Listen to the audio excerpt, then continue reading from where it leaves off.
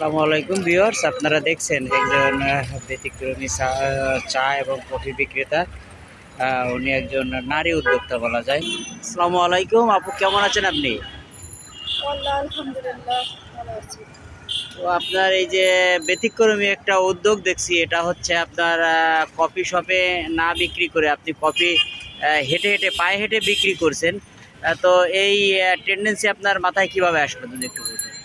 আমি এর আগে অনেক জায়গায় কাজ খুঁজেছি, চাকরি খুঁজেছি, পাইনি আমাদের এবং তারপরে আমি অনেক জায়গায় কাজ খুঁজেছি। আমি চাইনিজের কাজ জানি, রেস্টুরেন্টে অনেক জায়গায় কাজ খুঁজেছি, সেক্ষেত্রে কোনো কাজ পাইনি। তো এখন সিদ্ধান্ত নিলাম যে হকারি করতে গেলে ভ্যান গাড়ি টাড়ি অনেক কিছু বানানো হয়, তো একটা মহিলা মানুষ হয় এগুলো আমার সম্ভব না।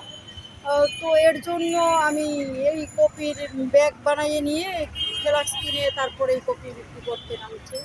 যেহেতু কোনো কাজ পাচ্ছি না, তো আর কি করবো এর জন্য। আপনার এই যে কফি বিক্রি করতে আপনি একজন মহিলা মানুষ, আপনার কোনো প্রতিবন্ধকতা তৈরি হয় কিনা, মানে সে বলতে যে মানে বা আপনার বেচতে কোনো সমস্যা হয় কিনা? না, এখন পর্যন্ত কোনো সমস্যা দেখা যাচ্ছে না, অনেকটা কষ্ট হচ্ছে আর কি। হেঁটে হেঁটে ধরেন আমি চাঙ্গারপোল থেকে প্রথমে শহীদ মিনারে আসি, শহীদ মিনার থেকে টিএসি থেকে আবার প্রেস ক্লাব যাই, প্রেস ক্লাব থেকে মৎস্য ভবন হয়ে আবার উদ্যানের ভিতরে যাই, অনেকটা জায়গা হাঁটতে হয়। এমন আছে এমন দিন 400 টাকা বিক্রি হয়, এমন দিন আছে 200 টাকা বিক্রি হয়, এমন দিন আছে 1100 টাকা বিক্রি হচ্ছে। তো এই রকমের আর কি। তো আপনার পরিবারে সদস্য কতজন আছে, বা এই টাকা আর্ন করে আপনি কি করেন? পরিবারের সদস্য আমার 2টা বাচ্চা আর আমার আম্মা আর আমি, এই পরিবারে আর আমার আর পরিবারে আর কেউ নাই। বাসা কোথায় আপনার? আমার বাসা হচ্ছে চাঙ্গারপুর। চাঙ্কারপুর। তো আপনার পড়াশোনা করছেন কত দূর আপনি? আমি ইন্টার শেষ করছি। তো যাই হোক, এর থেকে যদি কোনো বেটার অপশন পান বা কোনো চাকরি পান, সেটা আপনি করবেন কিনা?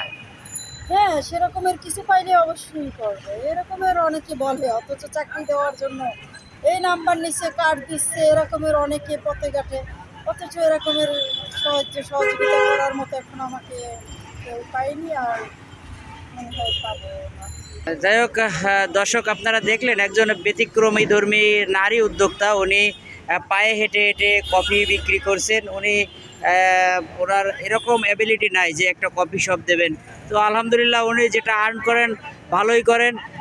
তো আমি এই ভিডিওটি করলাম মূলত এই কারণে, যারা বেকার আছেন বা যারা পড়াশোনা করেও পিছিয়ে আছেন, অনেক কাজ করতে সংকোচ বোধ করেন। তো আমাদের এই যে আপু আছে, ইনাকে দেখে অনেক কিছু শেখার আছে। উনি যুদ্ধ করে যাচ্ছে পরিবারের জন্য।